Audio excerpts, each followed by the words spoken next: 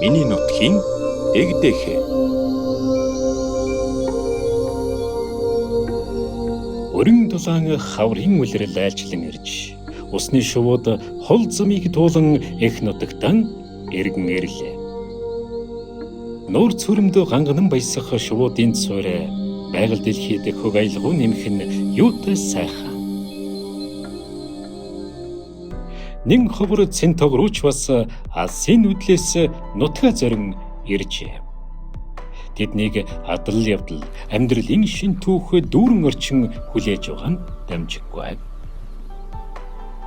Нутагтаа ирсэн хостог руу үржилд бэлдэж эхэллээ. Тэд ороо үржилийнхэн үед цам харихтай төстөх хөдөлгөөн хийдэг нь өөрмөц үзэгдлэг юмэр.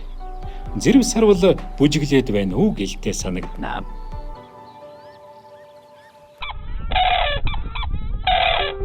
Цэнтог руу 4-р сарын сүүлч 5-р сарын ихээр голын хөндийн өндөр өвс, зэгс шагшуурга бүхий газар болон нуурын зэгсэнд үүрээ засч 2 өндөг гаргадаг.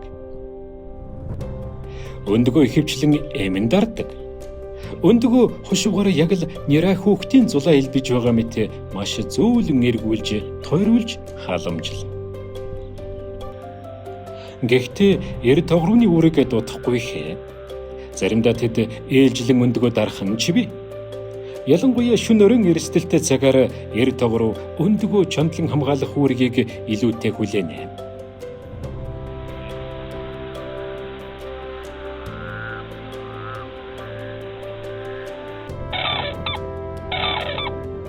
Аюул занал газар сагүй байх тул өндөгөө үүрнээсээ алхамж холдолгүй нүдний цөцгийн мэт хамгаалахаас өөр аргагүй. Мэдээж хамтдаа хамгаалвал илүү найдвартай.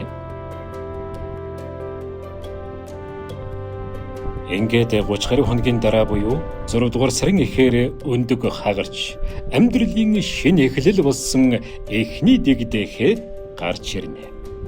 Үлдсэн нэг өндгийг хагарч дэгдэхэ гартал эх тогруу үргэлжлүүлэн төвчээртэй дулаацуулсаар байна. Энэ бол хорвоотой танилцаад дөнгөж 1 хонож буй дэгдэхэ. Аав ээжийн харин дөлгийдүүлэн өсч байгаа түнд хорвоогийн юм бүхэн сонирн байх нь аргагүй. Эх тогруу зөвхөн дэгдэхэгээ халамжлахаас гадна үүрээ цэвэрлэж засч байна. Бодлогын нөгөө нэг өндөг нь хагарч дэгдэхэнүүд хамтдаа байх боломж гарч ирлээ.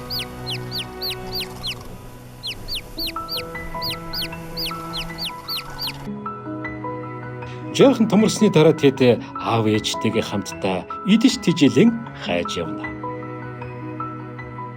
Цэнтог руу шавж, хорхой, үр тарай, ургамал болон зарим жижиг амьтдаар хоол.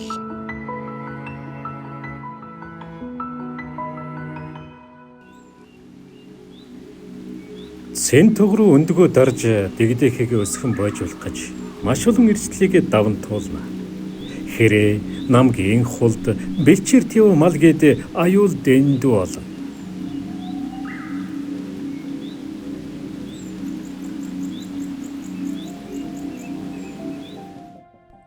Хотелийн нөхөдч сүргэлэн ирж өндгийг идэж сүйтгэх тохиолдол цөөнгүй гарсаар байна.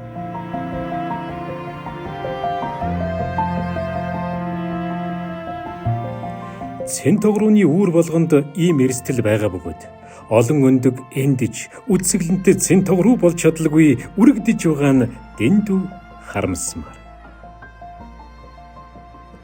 Тиймээс шувуудын үржилийн үед нохоогон уях зэгс рүү адуу үхрээ оруулахгүй байх нь төрсөн нутгийнхаа байгаль хамгаалалд оруулж байгаа бодит хувь нэмэр юм.